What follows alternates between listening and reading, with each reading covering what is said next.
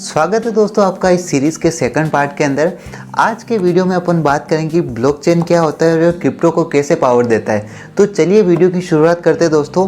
आपने पिछले वीडियो में सीखा दोस्तों कि क्रिप्टो करेंसी क्या होती है, व्हाट इज़ क्रिप्टो करेंसी और ये असल में काम कैसे करती है। लेकिन क्या आप जानते हैं क्रिप्टो करेंसी की असली ताकत ब्लॉकचेन टेक्नोलॉजी है? इसके बारे में आज अपन समझने वाले हैं। ब्लॉकचेन को समझना ज़रूरी है क्योंकि ये सिर्फ क्रिप्टो तक ही सीमित नहीं है दोस्तों। अलग अलग सेगमेंट के अंदर भी ये जो ब्लॉकचेन टेक्नोलॉजी है वो काम आ रही है। इसकी एप्लीकेशन बैंकिंग, हेल्थ केयर, इसके अलावा लॉजिस्टिक जैसे कई फील्डों के अंदर इसका यूज़ होता है ब्लॉकचेन टेक्नोलॉजी का। तो चलिए इसे अपन आसान भाषा में समझते हैं कि ब्लॉकचेन आखिरकार होता क्या है, बिना किसी घबराहट के साथ में और बिना किसी डर के। और इस वीडियो की शुरुआत करते हैं। आप भी रिलैक्स होकर के बैठ जाइए और इस वीडियो को शांतिपूर्वक देख लीजिए, सिर्फ 10 मिनट लगेंगे। सबसे पहले अपन समझ लेते हैं आखिरकार ब्लॉकचेन होता क्या है। ब्लॉकचेन को अगर मैं आपको एक साधारण भाषा में समझाऊं तो ब्लॉकचेन जो होता है दोस्तों एक डिजिटल लेजर होता है। डिजिटल लेजर का मतलब होता है कि एक ऐसी डायरी होती है जिसके अंदर पूरी तरीके से ट्रांजैक्शन का जो रिकॉर्ड होता है वो मौजूद होता है। ट्रांजैक्शन आपने कुछ भी किया, सपोज कीजिए आपने किसी को पैसे भेजे, तो वो जो पैसे भेजे उसका रिकॉर्ड जो रखने का काम होता है वो ब्लॉकचेन के अंदर होता है। लेकिन अब आपके दिमाग में एक क्वेश्चन आ रहा होगा कि यार जो ये ट्रांजैक्शन होता है उसका रिकॉर्ड मौजूद रखता है, ये तो हमारे नॉर्मल बैंक भी रख रहे हैं, तो इसमें और इसमें फ़र्क क्या है? तो सबसे इम्पोर्टेंट फ़र्क जो ये है इसके अंदर कि सबसे पहले तो ये ट्रांसपेरेंट होता है। आसानी से आप जब चाहें इसको देख सकते हैं। यानी कि अब आप बैंक के पास जाएंगे तो बैंक के अंदर अगर आपका कुछ भी ट्रांजैक्शन हुआ था वहाँ पे आपको जाकर के उसको बोलना पड़ेगा कि यार मेरा पिछले महीने का क्या ट्रांजैक्शन था वो मुझे बताओ। लेकिन ब्लॉकचेन जो टेक्नोलॉजी होती है इसके अंदर आपका जितना भी ट्रांजैक्शन है आप घर बैठे हैंड टू हैंड इसको देख सकते हैं। और सबसे इम्पोर्टेंट ये एक डिसेंट्रलाइज करेंसी होती है, तो इसका मतलब ये होता है कि इसके ऊपर किसी का भी कंट्रोल नहीं होता है। अब आपकी जो करेंसी है बैंक के अंदर पड़ी है तो उसका ऊपर बैंक का कंट्रोल है ना, लेकिन इसके ऊपर किसी का भी कंट्रोल नहीं होता है। और बैंक के अंदर आपको देखने के लिए वेट करना पड़ता है, इसके अंदर आपको वेट करने की कोई ज़रूरत नहीं है। तो दोस्तों ब्लॉकचेन जो होता है एक चेन की तरह काम करता है और जहाँ ब्लॉक में कुछ हर जो ब्लॉक होता है उस ब्लॉक के अंदर अलग अलग जानकारी होती है, ये मैंने आपको बता दिया। और ये जो ब्लॉक होते हैं एक दूसरे से जुड़े होते हैं और हर ब्लॉक के अंदर तीन चीज़ें सबसे इम्पोर्टेंट होती है। उन्हीं तीन चीज़ों की वजह से ये जो ब्लॉकचेन टेक्नोलॉजी है वो इतनी सिक्योर, फास्ट और इतनी इम्पोर्टेंट हो गई है कि आने वाले टाइम में हर जगह इसका यूज़ हो रहा है। वो तीन चीज़ें कौन कौन सी है उनको चलिए समझते हैं। सबसे पहले उस ब्लॉक के अंदर होता है डाटा। आप कुछ भी ट्रांजैक्शन करते हैं या फिर कुछ भी रिकॉर्ड होता है वो सारा डाटा उस ब्लॉक के अंदर होता है। सेकंड जो इम्पोर्टेंट चीज़ उस ब्लॉक के अंदर होती है वो होती है दोस्तों यूनिक हैश। अब यूनिक हैश का मतलब क्या होता है? जो ब्लॉक का डिजिटल फिंगरप्रिंट होता है, यानी कि जब आप बैंक के अंदर जाते हैं तो आप कुछ एक पासवर्ड होता है वो पासवर्ड बताते हैं, उसके बाद में आपका जो पैसा होता है फिर जो रिकॉर्ड होता है उसको बैंक वाले बताते हैं। तो आप एक तरीके से ये जो सेकंड यूनिक हैश नाम की एक चीज़ होती है उस ब्लॉक के अंदर, ये चीज़ आपके एक फिंगरप्रिंट की तरह काम करती है और उसी की मदद से वो यूनिक हैश सिर्फ आपको ही पता रहता है। उसी की वजह से वो ब्लॉक ओपन होता है या फिर जितनी भी कड़ियाँ होती है वो ओपन होती है और आपका जो डाटा होता है वो रिप्रेजेंट होता है आपके सामने। और थर्ड सबसे इम्पोर्टेंट उस ब्लॉक के अंदर होती है उस ब्लॉक का हैश। जो उस ब्लॉक का जो हैश होता है जिससे कि ये चेन बनती है, जितनी भी ये ब्लॉक की चेन बन रही है तो उस ब्लॉक का एक हैश होता है, उसी की वजह से चेन का निर्माण होता है। तो ये तीन चीज़ें सबसे इम्पोर्टेंट होती है उस ब्लॉक के अंदर। सबसे पहले होता है डाटा, सेकंड होता है यूनिक हैश और उस थर्ड होता है ब्लॉक का हैश। ये तीनों चीज़ें मिलकर के एक ब्लॉक का निर्माण करती है और वो ब्लॉक सारे मिलकर के एक चेन का निर्माण करते हैं। तो इसी को बोलते हैं ब्लॉकचेन। एक हैकर है वो जो ये पूरी चेन बनी हुई इस चेन को हैक करना चाहता है, तो वो हैक करने के लिए क्या करेगा? सबसे पहले उसको क्या करना पड़ेगा? सबसे पहले तीन ट्रांजैक्शन मैंने बताया, तीन चीज़ें होती है, तो सबसे पहले उसे जो ब्लॉक का जो हैश होता है उसको हैक करना पड़ेगा। अब उसको जैसे ही वो हैक करेगा दूसरे जितने भी कंप्यूटर है उनके पास में सूचना चली जाएगी कि यार इसको कोई बदलने का प्रयास कर रहा है, और उसकी वजह से वो सारी सिक्योरिटी जो वो चेंज हो जाएगी और आपके पास में एक अलर्ट मैसेज पहुंच जाएगा। अगर ब्लॉक के एक हैश को चेंज कर भी देगा तो नेक्स्ट वाली चेन के नेक्स्ट वाला जो ब्लॉक है उसको हैश वापस उसको हैक करना पड़ेगा। अगला डाटा फिर से दूसरे वाले में उसको हैक करना पड़ेगा, अगला फिर अगले वाले चेन के अगले वाले ब्लॉक को हैक करना पड़ेगा। करोड़ों ब्लॉक है, किस किस ब्लॉक को हैक करेगा? तो ये हैक करना बिल्कुल इम्पॉसिबल है और एक टाइम के अंदर हैक करना तो बिल्कुल असंभव लगता है। तो इसी को बोल रहे हैं डिजिटल क्रांति। आने वाले टाइम का फ्यूचर यही है ब्लॉकचेन टेक्नोलॉजी। तो इसके अंदर पैसा इन्वेस्ट कीजिए, आपको अच्छी खासी रिटर्न देखने को मिलेंगे। तो ब्लॉकचेन टेक्नोलॉजी तो अपन ने समझ ली थी क्या होती है ब्लॉकचेन टेक्नोलॉजी। अब अपन समझ लेते हैं कि ब्लॉकचेन जो टेक्नोलॉजी होती है वो काम कैसे करती है। तो अब ये काम कैसे करती है, तो मैंने आपको पहले ऊपर 3 पॉइंट बताए थे कि डाटा, यूनिक हैश और ब्लॉक का हैश, ये तीनों चीज़ें आप ध्यान में रखिए।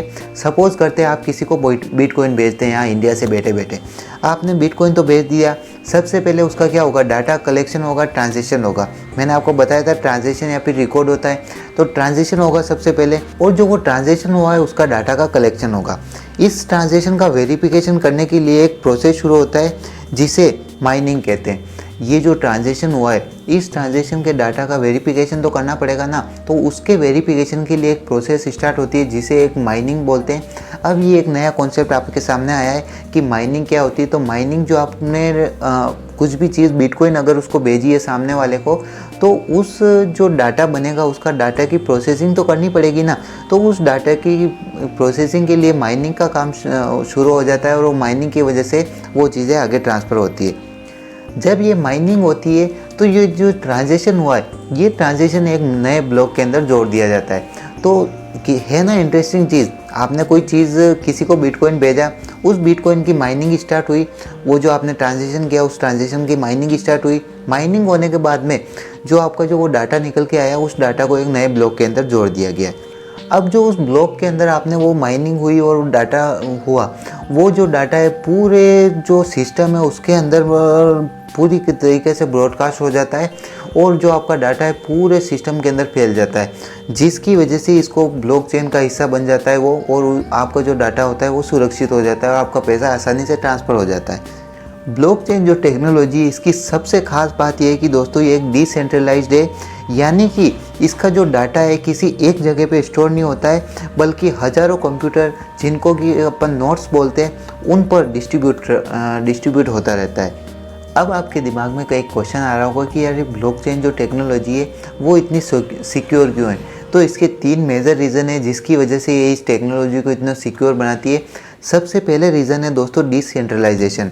डिसेंट्रलाइजेशन का मतलब होता है कि डाटा सिर्फ एक जगह नहीं बल्कि हज़ारों जगह स्टोर हो जाता है, जिसकी वजह से इसको हैक करना इम्पॉसिबल हो जाता है। हर ब्लॉक के अंदर डाटा स्टोरेज होने की वजह से इसको हैक करना नामुमकिन हो जाता है। सेकंड है दोस्तों इम्यूटेबिलिटी।